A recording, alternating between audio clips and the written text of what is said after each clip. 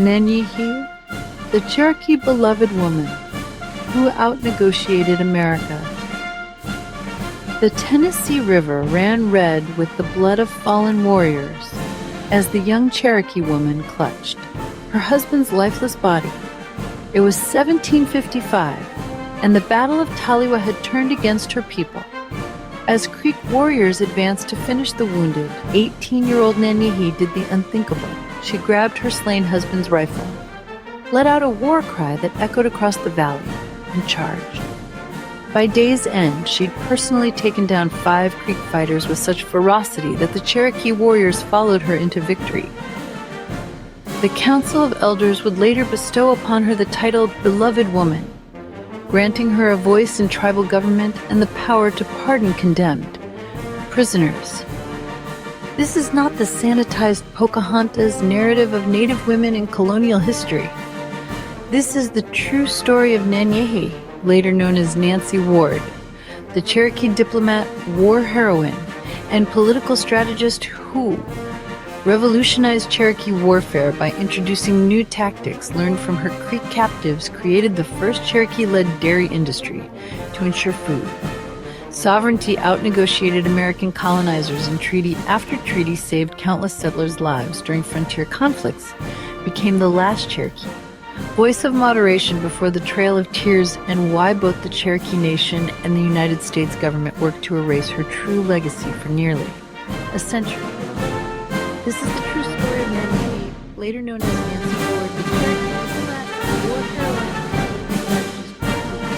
revolutionized Cherokee warfare by introducing new tactics and the first Cherokee-led dairy industry to ensure food. Sovereignty outnegotiated American colonizers and treaty after treaty saved countless settlers' lives. Voice of moderation before the frontier, why both the Cherokee Nation and the United States government to erase her true legacy for nearly a century. From battlefield to council fire, 1755, 1776. The aftermath of Taliwa transformed Nanyehi from a war widow into a political force. The captives' lesson.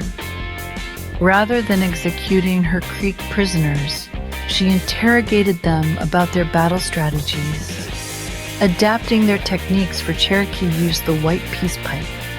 She instituted new diplomatic protocols requiring face-to-face negotiations before any declaration of war. The Women's Council. As Gigao, Beloved Woman, she led the Cherokee Women's Council that could veto war declarations. Her influence grew so great that when Cherokee warriors captured Lydia Bean, a white settler, in 1776, they brought the woman directly to Nanyehi for judgment. What happened next would change history. She spared Lydia's life against the warrior's wishes, learned dairy farming techniques from her captive established Cherokee cattle herds. The first in there. Nation want to know the secret message Nanyehi hid in the Watauga Treaty that protected Cherokee lands? Subscribe now. This diplomatic bombshell drops at 100K likes.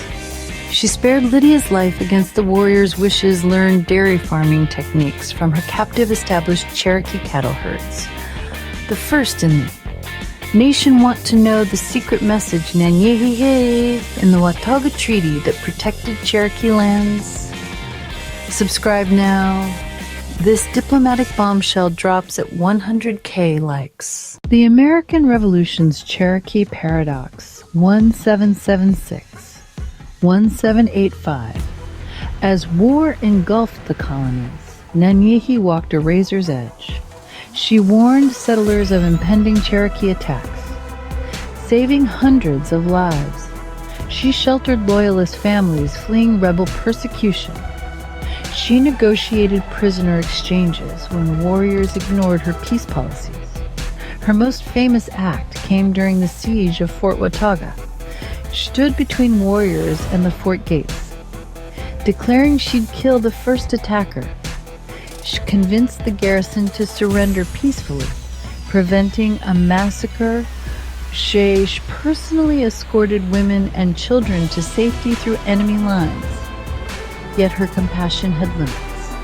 When American militias burned Cherokee towns in retaliation, she reminded them, "I saved your people. This is how you thank me?" Convinced the garrison to surrender peacefully, preventing a massacre, personally escorted women and children to safety through enemy lines. Yet her compassion had limits. When American militias burned Cherokee towns in retaliation, she reminded them, "I saved your people. This is how you thank me." The Treaty of Hopewell, 1785. A masterclass in diplomacy at the historic negotiations with U.S. Commissioners Nanyehi arrived with 300 Cherokee women warriors as her honor guard forced the Americans to address her first, breaking patriarchal protocol, inserted secret clauses protecting Cherokee hunting grounds. The resulting treaty contained unprecedented concessions from the U.S. until President Washington's administration quietly removed them later. The Betrayal and the Trail, 1817-1839. In her final years, Nanyehi watched her life's work unravel. The Cherokee Male Council increasingly ignored women's voices, land speculators forged documents to steal her property.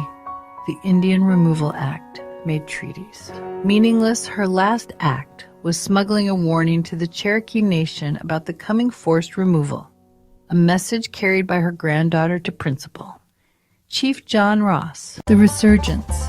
Why Nanyehi matters today, modern archaeologists have rediscovered her dairy farm sites, showing advanced animal husbandry, the Beloved Woman's chest containing treaty drafts with her annotations, descendants continuing her diplomatic legacy. Nanyehi proved that true power flows from compassion and wisdom. If you believe her story deserves to be remembered, subscribe and turn on notifications. Nanyehi proved that true power flows from compassion and wisdom. If you believe her story deserves to be remembered, subscribe and turn on notifications.